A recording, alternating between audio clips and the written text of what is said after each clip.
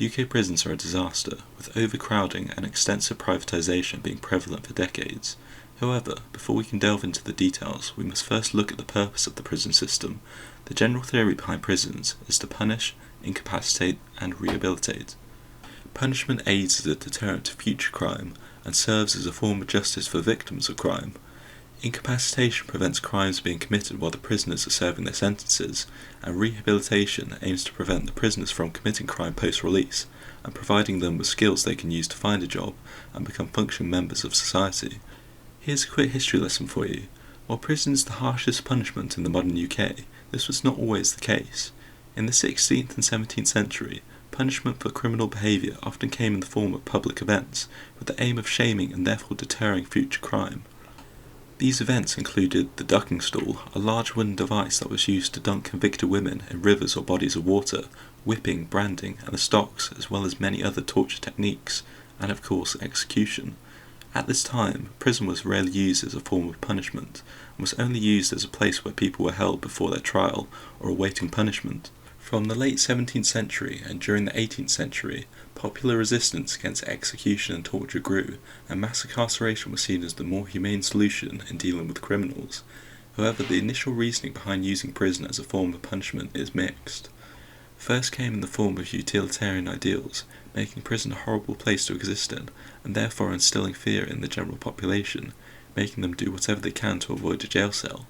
Another was viewing prison as a place for moral reform, a sanctuary where prisoners could reflect on their ill deeds and grow closer to God. These two philosophies are somewhat contradictory, and their conflict makes the initial purpose of prisons unclear. A third and less discussed reason for the creation of the prison system was that free labour is great for business. Prisoners were often forced to work in grueling conditions, building infrastructure or aiding local businesses. This created a huge conflict of interest, since many influential individuals would profit personally from the product of forced labour. So is capitalism the reason we have prisons? Well, yeah, kind of. While there are many other factors, the forces of capitalism certainly made their mark, especially when you consider that debtors' prisons existed, where people paid off their debts through hard labour, punishing the poorest in society, institutionalising those that required the most support due to chronic financial troubles.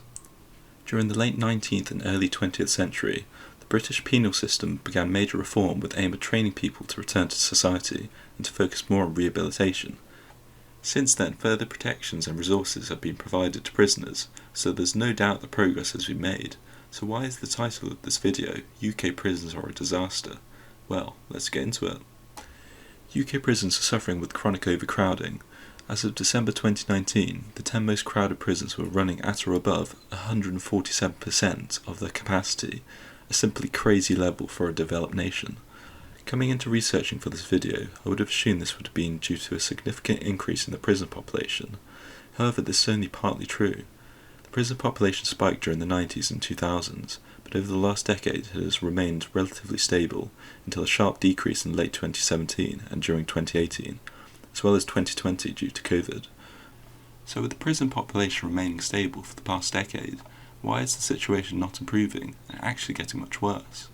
A report carried out by the National Audit Office found that between 2015 and 2018, key indicators of poor safety in prisons reached all-time highs, with a 110% increase in prisoner assaults on staff, a 63% increase in prisoner-on-prisoner assaults, and a 63% increase in self-harm incidents. Something's gone horribly wrong. Privatisation of prisons has played a huge role in this trend. The first UK prison opened its doors in 1992 under John Major's Conservative government. Today, 1 in 7 UK prisoners are housed in private prisons, a rate only surpassed by Australia. The right-wing Conservative government has expanded private prisons over the last decade, bringing the UK total up to 14 private prisons. The Labour Party and the Scottish National Party have both rejected private prisons. So why have the Conservative government charged ahead with the idea? The only real reasoning is to save on cost. The issue with saving on costs through private prisons is that the purpose of a private company is to make a profit, so for the government and companies to benefit they both have to cut costs, effectively creating two layers of cost cutting, and unfortunately there's no magic money tree, so these deep cuts leave a mark. According to a report by the Prison Reform Trust, private prisons have 17% fewer staff per prisoner, and also force those staff to work longer hours with a salary that is a third lower than publicly funded prisons. Due to the poor working conditions, private prisons struggle to attract experienced and competent prison officers, as well as having a turnover rate that is double of the public sector. This results in having many inexperienced staff with little prior knowledge of the prison system. One of the largest issues with private prisons is the lack of accountability. Private companies profit massively from contracts handed to them, but Parliament does not have the opportunity to scrutinise these contracts, whereas public prisons are heavily evaluated. The private prisons simply don't play by the same rules.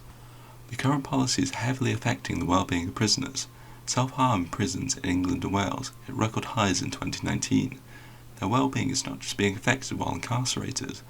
Former prisoners are also suffering heavily, with their suicide rate increasing by a fifth in 2019. As you can probably guess by now, private prisons recorded a significantly higher number of self-harm incidents than public prisons due to the poor living conditions. Companies such as G4S have a poor reputation. In August 2018, G4S's contract to run Birmingham Prison was revoked for allowing the prison to fall into a state of crisis after an inspection found squalid conditions, pervasive drug use, extraordinary levels of assault, and ineffectual management. This is the same G4S that blunted security for the 2012 London Olympics by failing to recruit enough security guards, forcing the UK government to call in the army to ensure the event was safe. They have also been shown to have paid no corporation tax in 2012, and have recently had 3 executives charged with fraud. I could go further into the scandals and dodgy dealings of G4S, but that would probably require a completely separate video. So is the damage caused by private prisons worth the money saved? Well, that's up to whether you think you can put a price on human suffering. But wait, according to data, while 15% of the prison population are housed in private prisons, the government spends 23% of its budget on private prisons, and on top of that the Conservatives wasted £5 million figuring out who's going to run them, so you can no longer make the utilitarian argument of cost saving. Private prisons are just objectively worse by all metrics. Since private prisons have been such a complete disaster, what has the government done to amend the issue? Well, nothing fundamentally different. They even barred the public sector from bidding for prison contracts. So what's going on? Well, you can blame it on the ideology of the Conservative Party or their incompetence. The most likely reason is good old-fashioned corruption. Parties and individual ministers can profit hugely from serving the will of corporations, coming in the form of donations and lucrative positions after they're finished with politics. Politicians can get away with corruption because the laws surrounding lobbying aren't transparent. Conservatives have a strong track record of corruption and have become increasingly brazen as of late, with hundreds of millions of pounds of PPE contracts being given away to Tory-linked companies. I realise that the tone of this video is very much doom and gloom, and ranting about the failings of the Conservative government. So what can we do to fix the prison system? Outlawing private prisons would be a start, but the bare minimum we can do. We can make changes to reduce the prison population, but how we do this is beyond the scope of this video. Also, the level of funding for prisons needs to be addressed. Between 2010 and 2015, UK prisons lost a quarter of their budget, and nearly 30% of their staff. The result is that many British prisons are literally falling to pieces, with long backlogs for repairs. While the overall decline in staffing levels has been reversed since a low point in 2016, 1 in 3 officers were reported last year to have been in the job for less than 3 years. Again, I'm not going to address how we fix the issue of funding, since it's a highly nuanced topic. What I am going to delve into is how we balance punishment with rehabilitation. So which direction do we take? Is it worth punishing prisoners further to scare them away from reoffending, or do we attempt to rehabilitate them by providing them with vital skills and education to be able to get a job and become a functioning member of society? Let's look at some countries that have taken their systems to different ends of the spectrum. The country with the highest recidivism rate is the US. Big surprise. The US likes to punish their prisoners as much as within reasonable means, and their prisons are miserable places to exist in, with drugs, gangs, crime, pretty much a living hell. On the other hand, Norway has the lowest recidivism rate in the world. This is quite an accomplishment and has been achieved by greatly investing in prisoner education and rehabilitation.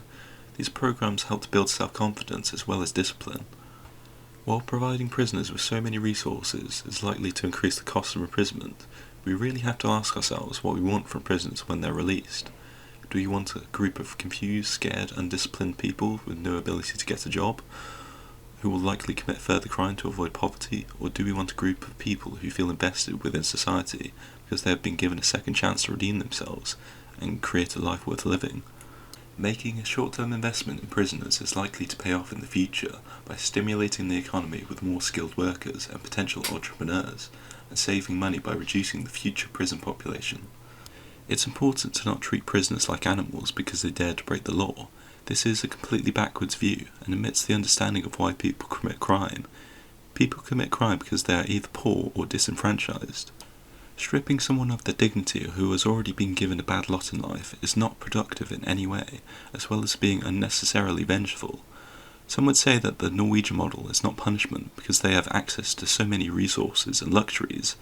Norwegian prisoners are still stripped of their liberty. They can't live life as they would want, and have to follow rules set out by the state, and that is punishment enough. Anyone saying that Norwegian prisoners are living the life of luxury either seek to dehumanise prisoners or are so devoid of opportunity as a free citizen within their own society that Norwegian prison looks great in comparison, which is incredibly sad. Dostoevsky wrote, "A society should be judged not by how it treats its outstanding citizens, but by how it treats its criminals." Treating prisoners with respect shows that we are a compassionate society that is willing to forgive the mistakes of others and is willing to invest in them to give them a chance in life. It's really up to us whether to damn criminals to a life of struggle or to work to help them realise their potential.